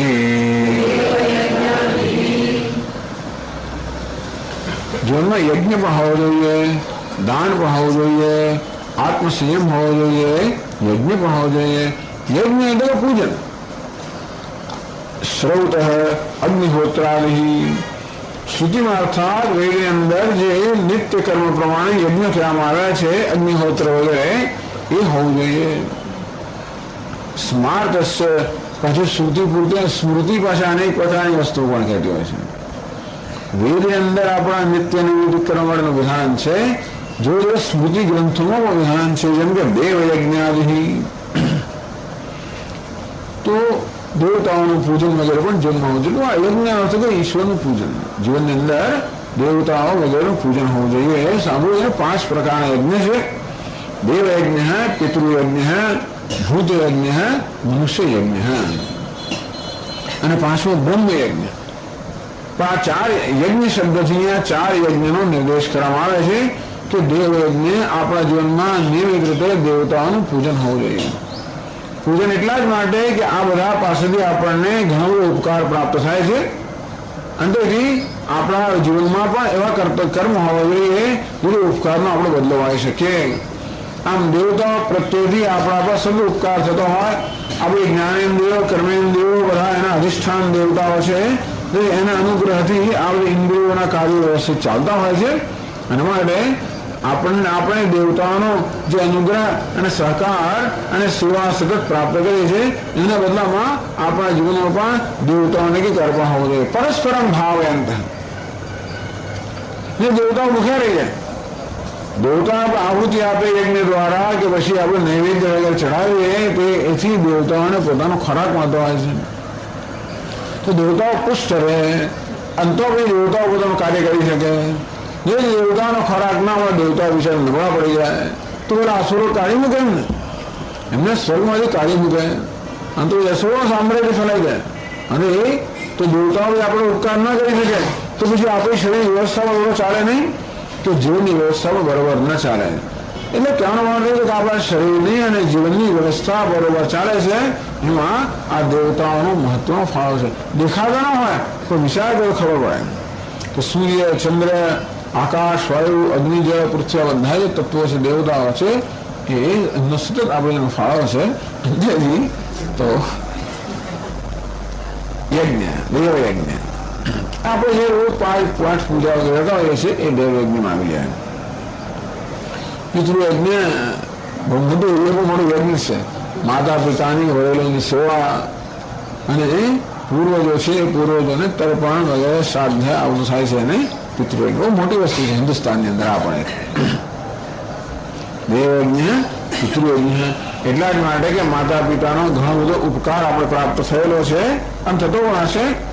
અને પૂર્વજોનો ઉપકાર આપણને અદૃશ્ય રીતે કોઈ કે હમણાં તો વાંચ્યું કે વૈજ્ઞાનિકો પણ સ્વીકારે છે કંઈક કે જ્યારે આ જીવ આ સ્થૂળ શરીરમાંથી બહાર પ્રયાણ કરે ત્યાર પછી અનેક બધી શક્તિઓ પોતાને પ્રાપ્ત કરી શકે. ટૂંકમાં જીવ જ્યારે સ્થૂળ શરીરમાં હોય ને સૂક્ષ્મ શરીર જ્યારે સ્થૂળ શરીરમાં હોય ત્યારે સૂક્ષ્મ શરીરની બધી શક્તિઓ આ સ્થૂળ શરીરના કારણે મર્યાદિત થઈ જતી હોય છે. પણ જ્યારે આ સ્થૂળ શરીરમાં વિદાય લે ત્યારે આ સ્થૂળ શરીરની મર્યાદા ન હોવાના કારણે સૂક્ષ્મ શરીરમાં જેવી શક્તિઓ છે એ શક્તિઓ દાખવી શકતો હોય છે.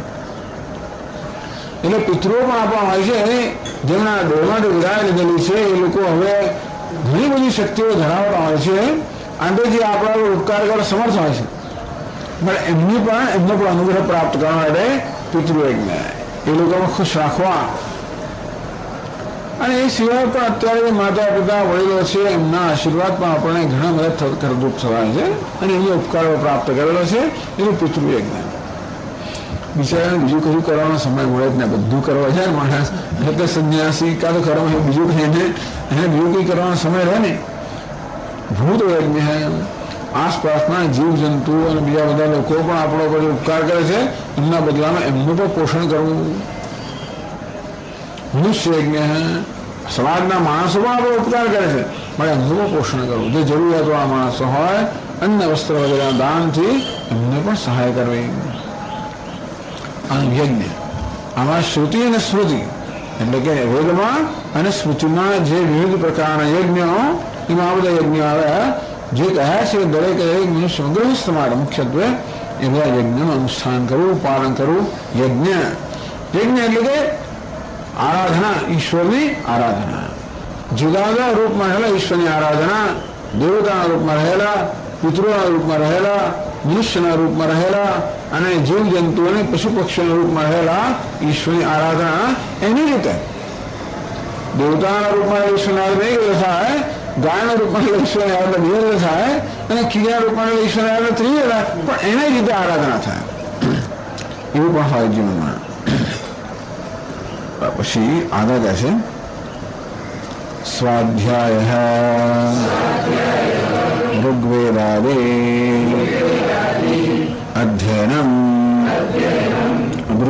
પાઠમ સ્વાધ્યાય હોય દરરોજ ઋગ્વેદાદિ અધ્યયનમ ઋગ્વેદ વગેરેનું અધ્યયન એને સ્વાધ્યાય આવે. સ્વાધ્યાય પારિભાષિક શબ્દ છે. પોતાની શાખામાં જે વેદ હોય તો પોતાના વેદની જે શાખા હોય એ શાખાનું અધ્યયન દરરોજ જે થવું જોઈએ. એટલે ટૂંકમાં આચાર્ય પાસેથી વેદ પઠન આપણે શીખવું જોઈએ અને દરરોજ જીવનની અંદર આ પ્રકારે વેદનો પાઠ હોવો જોઈએ. એને અધ્યયન એને સ્વાધ્યાય કહેવામાં આવે છે. એને શાસ્ત્રમાં બ્રહ્મ યજ્ઞ કહેવામાં આવે છે. 4 યજ્ઞ થયા. 5મો યજ્ઞ બ્રહ્મ, જ્યાં બ્રહ્મનો અર્થ વેદ થતો હોય છે, વેદ યજ્ઞ એ ટૂંકમાં વેદનું પઠન પાઠન. વેદ આમાં તો કઈ વાંધો નહીં, વિષ્ણુ સહસ્રનામ હોય કે શિવ મહિમ્ન સ્તોત્ર હોય કે ભગવદ્ ગીતા હોય, આ પ્રકારનો પાઠ આપણે કરીએ છીએ એ પણ નિયમિત હોવો જોઈએ. સ્વાધ્યાય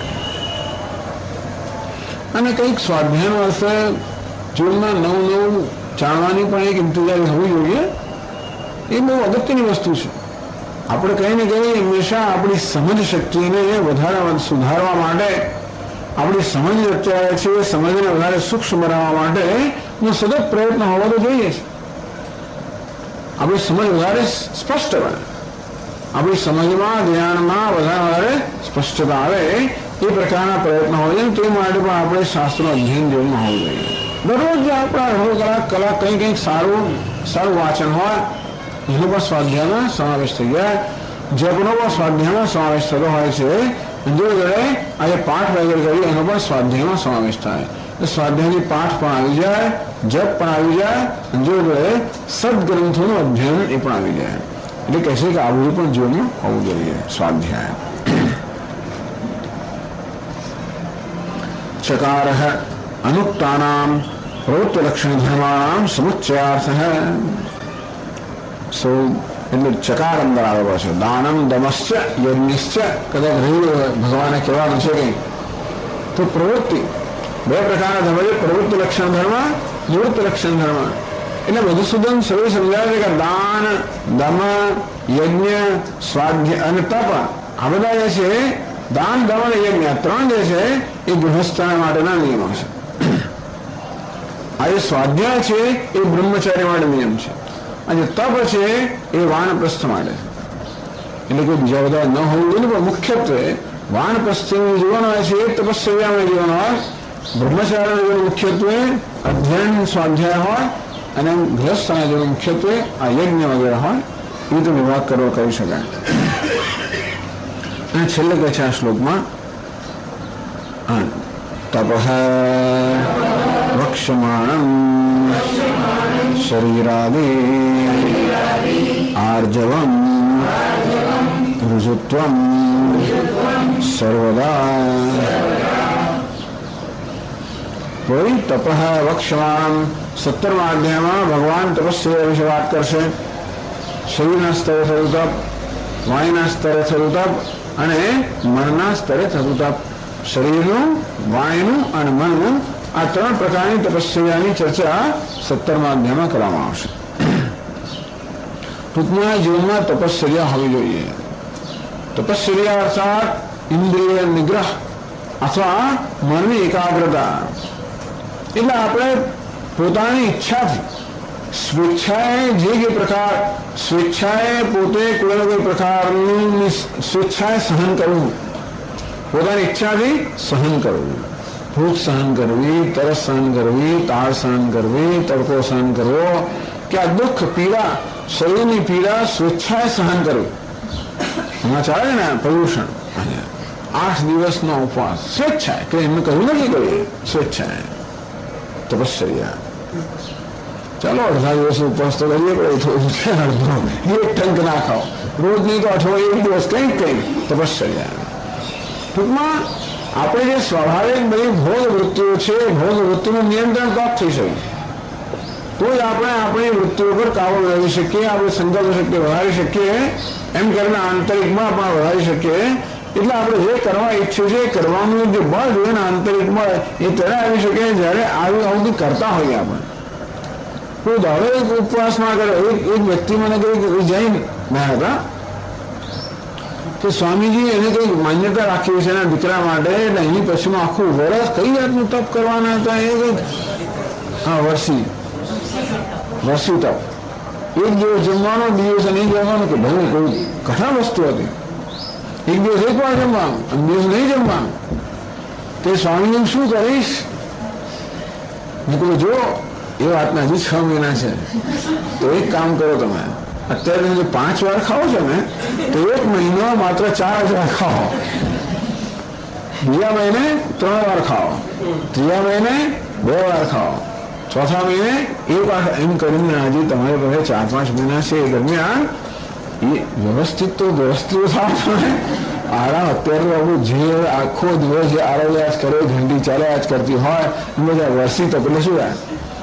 એટલે એવું કંઈ કરીએ તો પછી આપણી આ સ્વાભાવિક ભોગની આપણે એવું છે ને, હરતા ફરતા આમ ખાને બહેનોને એને પણ ઘરમાં જ હોય ને, બીજું કંઈ કરવાનું ના હોય ને, રસોઈ કરતો હોય ને, બધું નજીક હોય રસોઈ, બધું પાસેની પાસે હોય રસોડાની અંદર. આ ડબ્બામાં પેલું હોય, બીજા ડબ્બામાં બીજું હોય, રસોઈ ત્રીજું ડબ્બામાં જરા ખોલી મોં નાખ્યા કરવું, ઓળ્યા કરો ઘંટીની અંદર, અને એવું થયા કરતો ઘણા થાય. વસ્તુ સામે પડ્યો તો મન થાય, એવું થાય ઘણી વાર. ન હોય તો કશું ના થાય. સામે પડ્યું કામ જરા આપણે થોડો લંચ થઈ ગયો, ચાલો ચોકલેટનો ડબ્બો પડ્યો છે તો પ્રસાદ આપવા માટે. આમ હોય સ્વામી પાસે ચોકલેટના ડબ્બા હોય છે, લોકોને પ્રસાદ આપવા માટે હોય.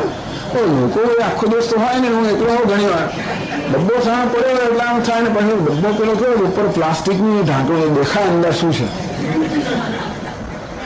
પછી ઈચ્છા થાય એક મૂકેલો. આ પ્રકારની વૃત્તિઓ છે, એના પર કંઈક નિયંત્રણ, અઠવાડિયા વર્ષ મહિનામાં 2 દિવસ પણ એકાદશી કરો, કંઈક નિયંત્રણ આ પ્રકારની વૃત્તિ પર. સવારના પરમાં જરાક મોં ભૂગવું ખાધું તો એકાદશી છે, આજે નહીં ખાવાનું, આજે ઉપવાસ છે, કે 1 વાર છે, કંઈક એમ કરતા. એટલે આ તપશ્ચર્યા બહુ મહત્વની વસ્તુ છે, પોતાના ચિત્ત પર કાબુ મેળવવા માટે. પણ ખરેખર તપ તો છે ચિત્તની એકાગ્રતા. મનુસ્મૃતિમાં કહ્યું છે તે પ્રકારની તપશ્ચર્યા મહાજોનમાં તપ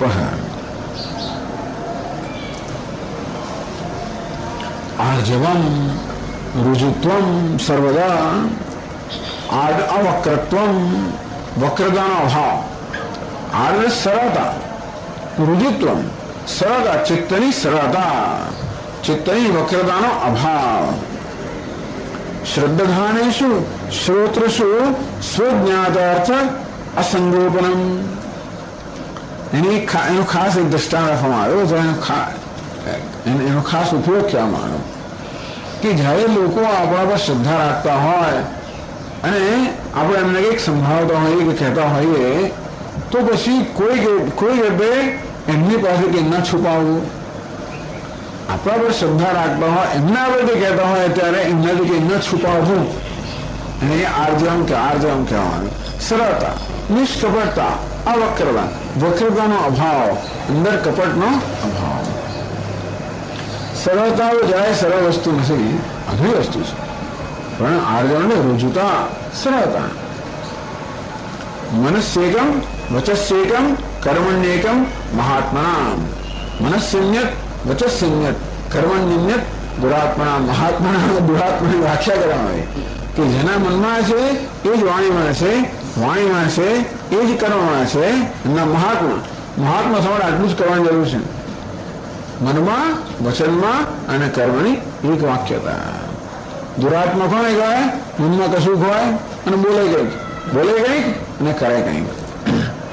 આ દરેક આપણે બધામાં બંને વસ્તુ છે. આપણો મહાત્મા પણ છે, થોડી દુરાત્મતા પણ છે. એટલે આ બધા મૂલ્યો એટલા માટે કહેવામાં આવે છે કે ક્યાંક આપણને અભાવ દેખાય. એવું નથી કે આ બધા મૂલ્યો આપણામાં છે જ. આ બધા મૂલ્યો છે, જો ક્યાંક મૂલ્યોનો ભંગ પણ છે. અંદરથી જ્યારે આપણને એમ જણાય ત્યાં આપણે સાવધાન બનીએ અને ધીમે આપણા મનને સુધારતા રહીએ. જે બધા ઝાડા બાજી ગયા ને, દિવાળીમાં સફાઈ કરવાની તો કેટલા ઝાડા આખું વર્ષ સુધી કરી ના હોય તો કેવું થાય? તો જેવી રીતે આપણે હંમેશા આપણા મનના વિચારો પ્રત્યે સાવધાન હોતા નથી. ઘણીવાર આપણું વર્તન આવેગાત્મક હોય, ઘણીવાર આપણું વર્તન યાંત્રિક હોય. અંદરથી આપણા પોતાના વિચારો કે વૃત્તિઓ વિશે આપણે સભાન હોતા નથી અને એને કારણે અમુક વૃત્તિઓ ઘર ઘાલી ગઈ, આપણે ખબર નથી આવતી અને આપણા વર્તનનું સંચાલન કરતી હોય છે.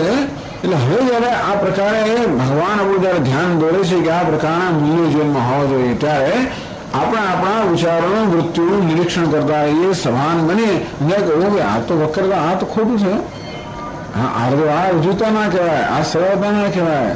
હું કહું છું કંઈક પણ અંદર મારો એવો ઈરાદો જો એવો કહીએ સાચું છતાં એવા ઈરાદાથી કહીએ કે સાચું કહેલો પેલાને પહોંચે નહીં પાછું. ટૂંકમાં આપણે શબ્દોની રચના બરોબર કરીએ તો એવી કુશળતાની શબ્દ રચના આપણે કરીએ કે પેલાના મનમાં બીજા જ પ્રકારનો ખ્યાલ જન્મે.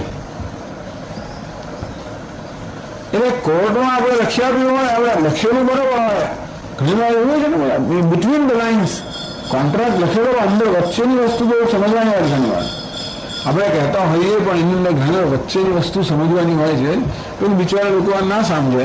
આમ તો પછી કે મેં તો આમ કહું છું, તું આમ સમજ્યો હું શું કરું? તો એ એમ સમજે એ રીતે જ કહેવામાં આવ્યું હતું. આપણે કહીએ એવી રીતે કે માણસ ખોટું રીતે સમજે, કોઈ વિચારો ખોટું સમજો.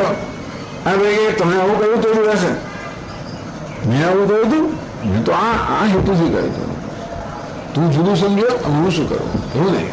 ટૂંકમાં પ્રામાણિકતા, આપણા મનની પ્રામાણિકતા કે જેથી મનમાં જે હોય તે જ આપણી વાણીમાં હોય. સરળતા, નિષ્કપટતા, રુજુત્વાદ અર્જુન એવો એક અર્થ કરવામાં આવ્યો છે. એ કે પાણીના વ્યાકરણ પ્રમાણે પણ છતાં રુજુત્વાદ અર્જુન, અર્જુન કહેવાય જે રુજુ છે, સરળ છે, નિષ્કપટ છે. એટલા જ માટે ભગવાનનો ઉપદેશનો અધિકારી બન્યો. એટલા રુજુતા બહુ જ મોટી વસ્તુ છે. આજવમ, સરળતા, નિષ્કપટતા, પ્રામાણિકતા, એ અવક્રતા બહુ મોટી વસ્તુ છે. અને આવી વસ્તુનો અભાવ આપણને જણાય તો એમાં પછી આપણો જાતનો તિરસ્કાર એ તો આગળ કહી જાય કે આ બધી વસ્તુનો અભાવ આપણને જણાય એટલે આપણી જાત તિરસ્કાર ન કરવો. પણ હવે આપણને ખબર પડી કે હા ચલો આ કરવાનું છે તો મચી પડો. બીજું શું? જયારે આપણને એમ જણાય કે હવે આ પ્રકારનું મૂલ્યવાળો નથી આવ્યું, તો મારામાં તો વક્રતા છે, મારામાં તો આ કપટ છે, મારામાં સરળતા નથી, જયારે આપણે જેમ જણાય તમને પછી કઈ વાંધો નહીં. ત્યારે જાગ્યા ત્યાંથી સવાર ત્યાંથી આપણે કામ શરૂ કરી દેવું સફાઈનું. એટલે મધુસૂદન સરસ્વતીએ કહ્યું કે આ દાન, દમ અને યજ્ઞ આ ત્રણ ગૃહસ્થના ધર્મ છે. સ્વાધ્યાય બ્રહ્મચાર્યનો ધર્મ છે. તપઃ વાનપ્રસ્થનો ધર્મ છે. એમ કરીને 4 આશ્રમના ધર્મ ભગવાન કયા. અભય, સત્વ, સંશુદ્ધિ, જ્ઞાન, યોગ, વ્યવસ્થિત સંન્યાસીનો મુખ્ય ધર્મ. અને અહીં કહ્યું તે પ્રમાણે ગૃહસ્થના, બ્રહ્મચાર્યના, વાનપ્રસ્થના ધર્મ કયા. એમ આશ્રમ પ્રમાણે ધર્મ કયા. હવે વર્ણ પ્રમાણે ધર્મ કહે છે બ્રાહ્મણનો, ક્ષત્રિયનો, વૈશ્યનો, શૂદ્રનો. આ તો મેં કહું છું, ખાલી તમને કહું છું. મેં જે પ્રમાણે આપણે બધું છે, આપણે વૈશ્ય છે ને, શૂદ્ર છે ને, બ્રાહ્મણ છે ને, બધું જ છે. એટલે આપણે ચિંતા નહીં કરવાની. અમારા અમુક જ ધર્મ સ્વામી આપણે કેવું કહેવાય કે આ ભાઈ બ્રાહ્મણનો ધર્મ નથી એટલે હું નહીં કરું, ના તો ગૃહસ્થનો, એવું નહીં. આપણા બધું છે. અંદરથી જેટલા બને એટલા ધર્મ પાલન કરવું. પણ એમને એવું લાગતું છે કે આ બધા લોકોનો સમાવેશ થવો જોઈએ, એટલા માટે આ પ્રકારે વિભાગ કર્યા છે. હવે આગળ બીજા શ્લોકમાં, ચલો બીજો શ્લોક વાંચીએ આપણે. અહિંસા સત્યમક્રોધ ત્યાગ શાંતિરપૈશુનમ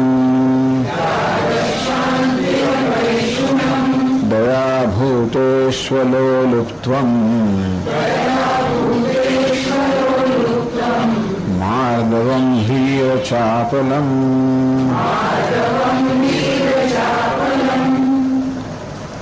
અહિંસા સત્ય અક્રોધ ત્યાગ શાંતિ અપૈશુનમ ભૂતેષુ દયા અલોલુપ્ત્વમ માર્દવમ ह्रीहि अचाफलम। आ बीजा व्रत भगवान कहે છે। આ બીજા શ્લોકની અંદર અહિંસા સમજાવે છે શંકરાચાર્યજી।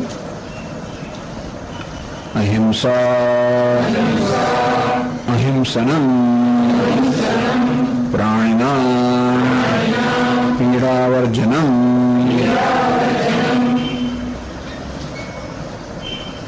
અહિંસા અહિંસનમ આપણે જાણે પ્રાણીનાં પીડાવર્જનમ। કોઈ પ્રાણીઓને પીડા ના પહોંચાડે નામ છે અહિંસા। નો પોતે પણ આવી જાય, બીજા લોકોને પીડા ના પહોંચવાડી, પોતાની જાતને પણ એમને ખોટી પીડા ના પહોંચાડે। ભગવાન 17મા અધ્યાયમાં જયારે વાત કરશે ત્યારે કહેશે અશાસ્ત્ર વિહિતમ ઘોરમ તપ્યંતે તપોજના દંભાહંકાર સંયુક્ત કામરાગ બલાન્વિત કર્ષયંત શરીરસ્થમ ભૂતગ્રામ અચેતસ. ભગવાન કહે ઘણા લોકો પોતાના શરીર પર જુલમ કરતા હોય છે. એમ કરીને શરીરમાં આત્મરૂપે મારા પર પણ જુલમ થયું ભગવાન કહે છે. એટલે માણસ પોતાને પણ ઈજા કરી શકે, પોતાને હિંસા કરી શકે. કોઈ રીતે એનું કારણ આવે ખવાય એનું કારણ કે કોઈ જાતની ભ્રાંતિ જ હોય છે. ગમે તેમ ભ્રાંતિ પ્રેરણા ઘણી વાર માણસો આ પ્રકારે પોતાની જાતને ઈજા કરતા હોય છે.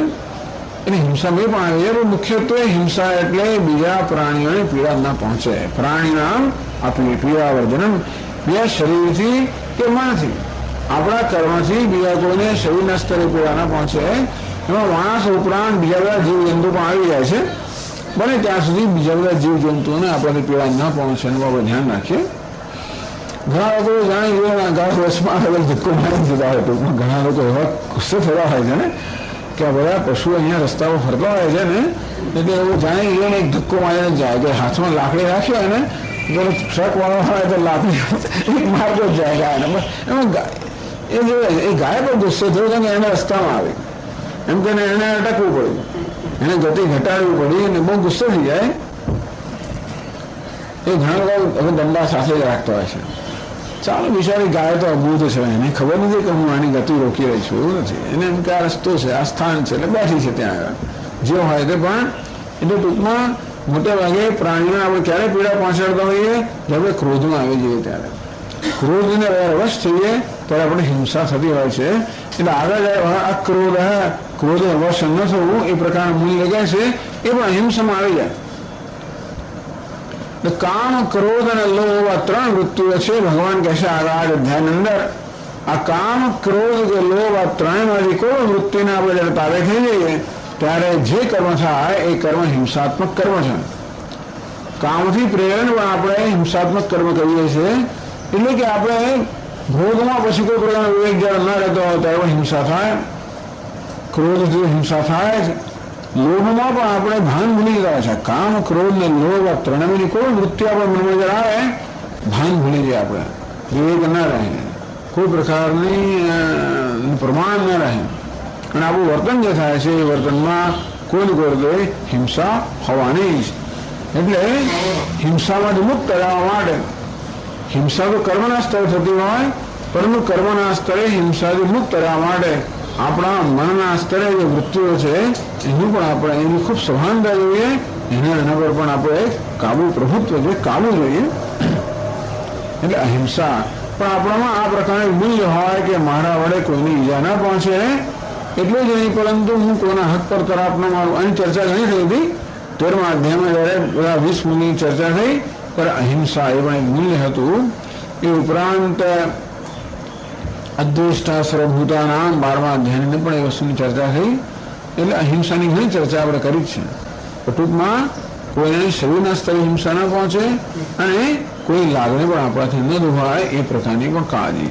એટલે બીજા માટેનો એક આદર, બીજી કોઈ વ્યક્તિ માટેનો આદર, ગમે તે વ્યક્તિ હોય એના માટેનો એક આદર કે આપણાથી એની લાગણી ન દુભાય, એનાથી આપણાથી એને દુઃખ ન પહોંચે એ પ્રકારનું મૂલ્ય, એ પ્રકારનો આદર. બીજા બધા માટેનો આદર.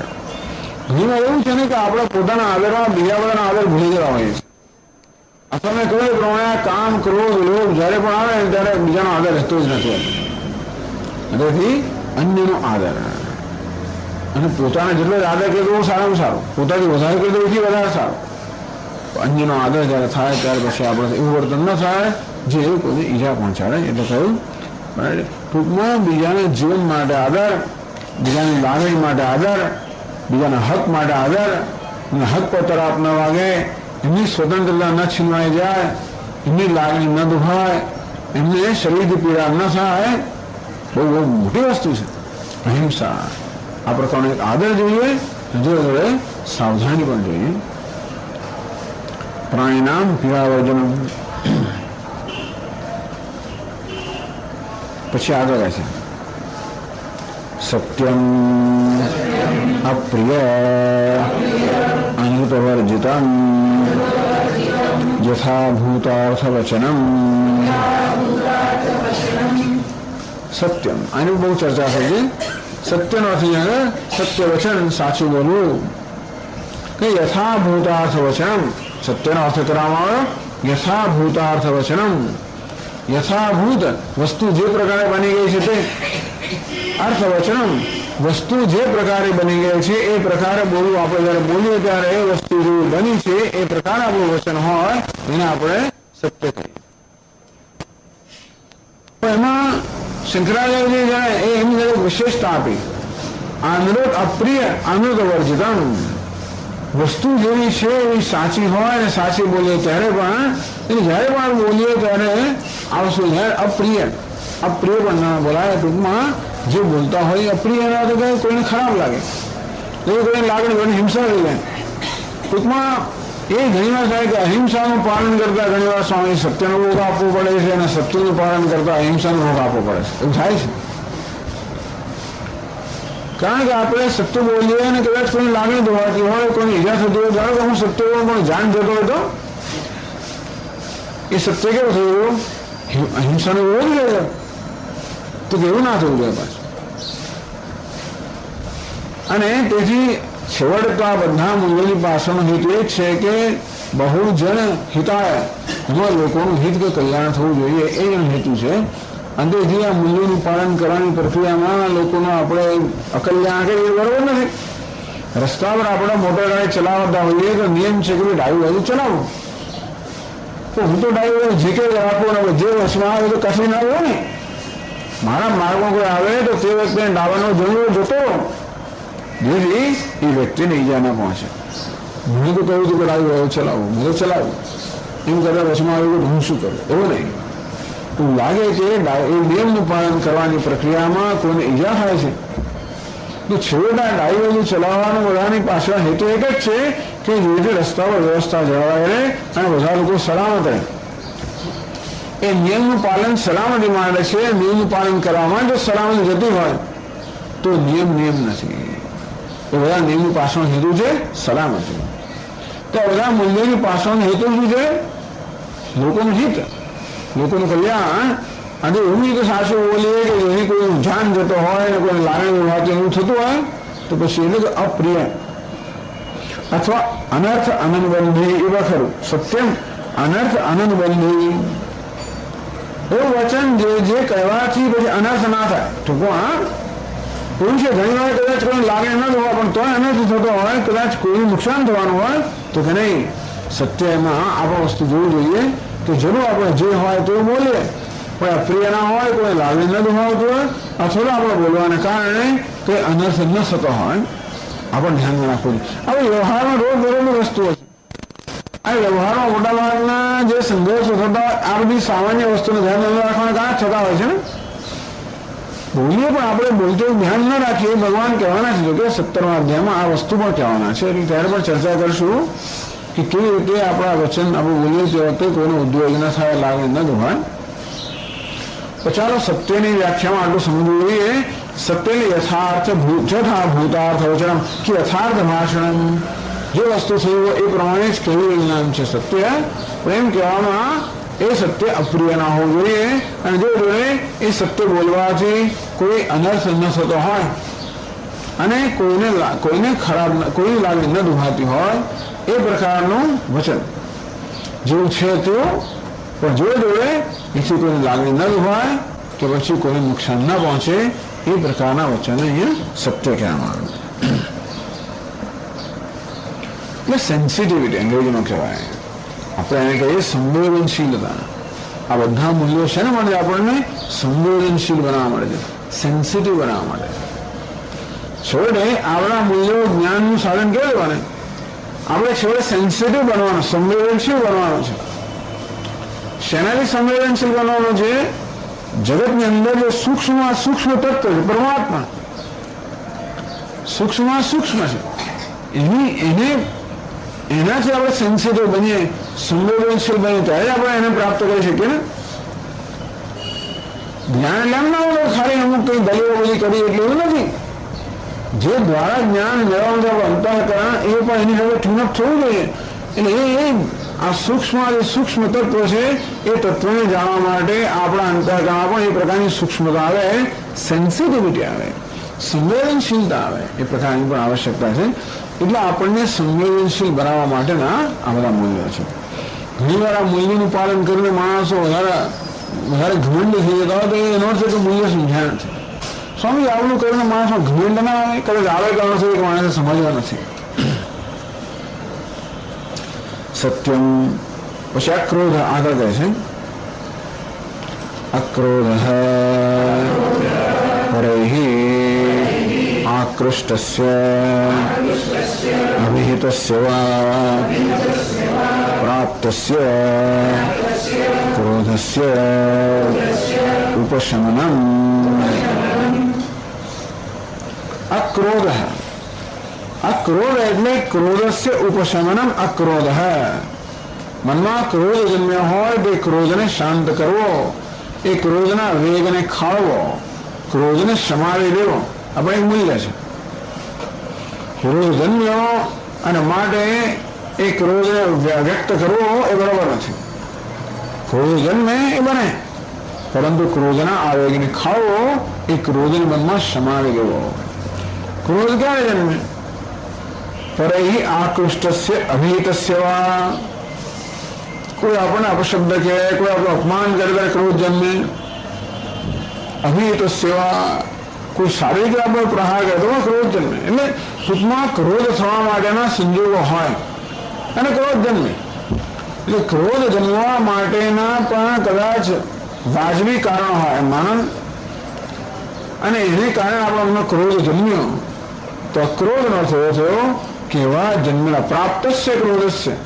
આ પ્રકારે વાજબી કારણોસર જન્મેલો જે ક્રોધ છે એ ક્રોધને મનમાં સમાવવો એનું નામ છે અક્રોધ. તત્કાળમ ઉપશમનમ અક્રોધ. તો ક્રોધને સમાવવો આપણે એક મૂલ્ય હોવું જોઈએ. ચાલો આગળ ચર્ચા કરશું. ઓમ પૂર્ણમદ પૂર્ણમિદં પૂર્ણાત પૂર્ણમુદચ્યતે પૂર્ણસ્ય પૂર્ણમાદાય પૂર્ણમેવાવશિષ્યતે. ઓમ શાંતિ શાંતિ શાંતિ. શંકરં શંકરાચાર્યં કેશવં બાદરાયણં સૂત્રભાષ્યકૃતો વંદે ભગવन्तौ પુનઃ પુનઃ. ઈશ્વરો ગુરુરાત્મેતિ મૂર્તિભેદવિભાગિને વ્યોમવદ્વ્યાપ્તદેહાય દક્ષિણામૂર્તયે નમઃ. ઓમ શાંતિ શાંતિ શાંતિ.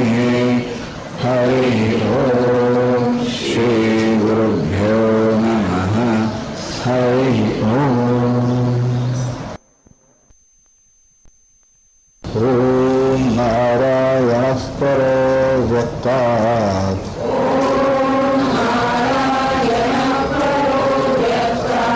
અંડમવ્યક્તસંભવम् અંડસ્યાन्तસ્તુ મે લોકાઃ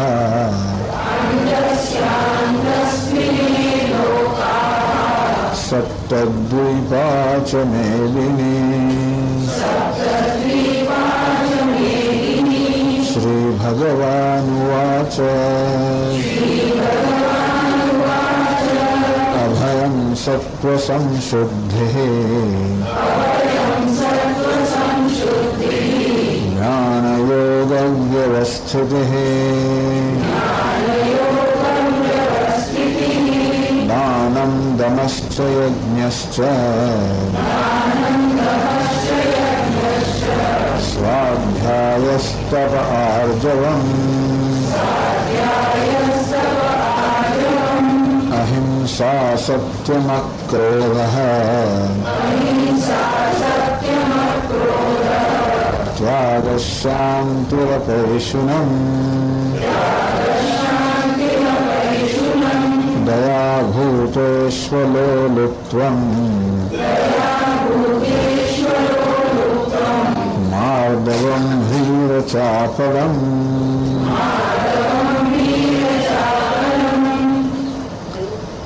આ પ્રકારે દૈવી સંપત્તિનું વર્ણન કરતા આ બીજા શ્લોકમાં ભગવાન કહે અહિંસા સત્યમ અક્રોધ અહિંસા અહિંસા પ્રાણિનામ પીડારોધન